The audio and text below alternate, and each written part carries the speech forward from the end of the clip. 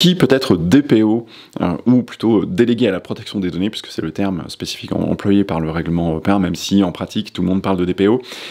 Donc en fait, le point important, c'est que c'est réglementé. C'est-à-dire que tout le monde ne peut pas devenir DPO. Le règlement européen, je cite, dit que le DPO doit être désigné sur la base de ses qualités professionnelles et en particulier de ses connaissances spécialisées du droit et des pratiques en matière de protection des données et sa capacité à accomplir ses missions. Donc il y a d'abord une connaissance métier et une compétence qui doit être juridique, liée à l'ensemble de la réglementation en matière de protection des données à caractère personnel. Donc ça ne signifie pas que vous devez être juriste, mais ça signifie que vous devez avoir cette compétence juridique, vous devez avoir acquis cette compétence juridique. Donc si vous êtes juriste de formation, vous pouvez de vous-même acquérir cette compétence. C'est pas forcément quelque chose qui est extrêmement complexe. J'ai beaucoup de juristes qui viennent dans mes formations parce que voilà, ils souhaitent également avoir un complément relativement... Il y a d'abord tout l'aspect juridique qu'il faut digérer, donc le fait de passer par une formation, ça simplifie pas mal les choses, mais il y a également toute une compétence, toute une partie qui est plus technique et une troisième partie qui est plutôt business, de comprendre comment est-ce qu'on peut faire évoluer une organisation et s'assurer qu'effectivement elle respecte l'ensemble des prescriptions en matière de protection des données à caractère personnel.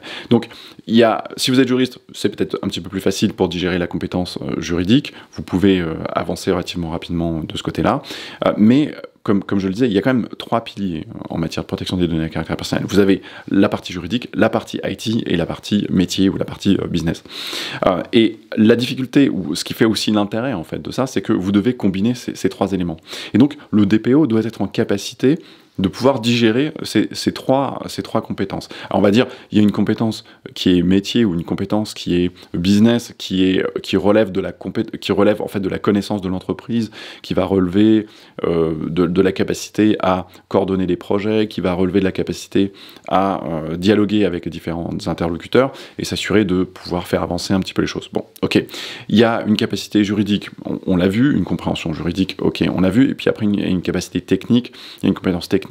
Le DPO doit vraiment naviguer entre ces 3 éléments, puisque voilà, on va avoir des projets IT, il faut comprendre un petit peu l'environnement technique derrière, et il faut s'assurer que ces projets puissent être mis en conformité au regard du RGPD. Alors il n'est pas dit dans le règlement que le DPO doit être juriste. En pratique, on a vraiment beaucoup de RSSI, par exemple, qui vont également mener les fonctions de DPO. On a également beaucoup de juristes qui mènent ces fonctions de DPO, et puis des personnes qui viennent d'horizons un petit peu différents.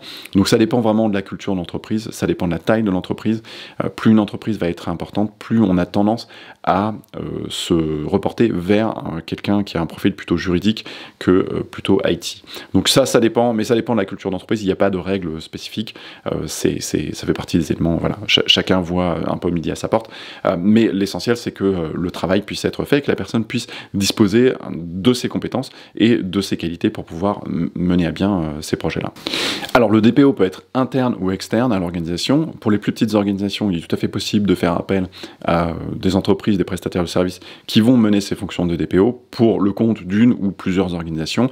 Il est tout à fait possible de mutualiser ces fonctions si vous avez un groupe de sociétés au travers d'un seul DPO. De ce côté-là, il n'y a pas vraiment de restrictions. Il est tout à fait possible de faire appel à ces services, à ce type de service de mutualisation. Par contre, un élément qui est très important, c'est que le DPO, il ne doit pas y avoir de conflit d'intérêts avec les éventuelles autres missions que peut être en mesure de mener le DPO. Ça, c'est un point qui est absolument essentiel, c'est que le DPO peut réaliser d'autres missions, mais à la condition exclusive qu'il n'y ait pas de conflit d'intérêt. Alors du coup, ça amène beaucoup de discussions sur, en fait, qui peut être DPO en ce sens-là. Alors ça peut être un RSSI, et de ce côté-là, ça ne semble pas poser beaucoup de problèmes. On a déjà eu pas mal de discussions avec les RSSI où on se demande, voilà, il n'y a pas trop de conflit d'intérêt possible, puisque la mission du RSSI, c'est s'assurer de la sécurité informatique de l'organisation, donc de ce côté-là, il n'y a pas trop de problème. Par contre, le DSI serait serait beaucoup plus discutable, notamment dans les grandes structures, puisque le DSI est quand même très fortement lié à la notion de responsable de traitement. Donc il est l'expression d'une manière ou d'une autre de ce pouvoir du responsable de traitement de décider des finalités du traitement, des outils mis en place pour réaliser ce traitement. Et dans ce cas-là, effectivement, le DSI a potentiellement, alors je dis potentiellement parce que évidemment il y a des tonnes de situations derrière, mais a potentiellement un risque de conflit d'intérêt avec le DPO qui lui doit être indépendant par rapport à l'exercice de ses missions. Et donc là effectivement on voit qu'il y a deux éléments. Il y a une jurisprudence en Allemagne qui a été rendue, mais elle est pas forcément extrêmement pertinente. J'ai fait une vidéo à ce sujet-là si ça vous intéresse. Jetez un petit œil dessus. Voilà, mais en tout cas le point important à retenir, c'est que le DPO doit être indépendant par rapport dans l'exercice de ses missions, il ne doit pas y avoir de conflit d'intérêt.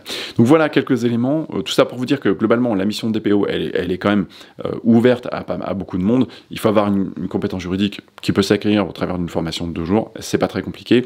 Compétences techniques, même chose, et puis une connaissance un peu métier, une connaissance business, une capacité à mener les projets pour s'assurer que voilà, tout cela soit vraiment bien mis en place.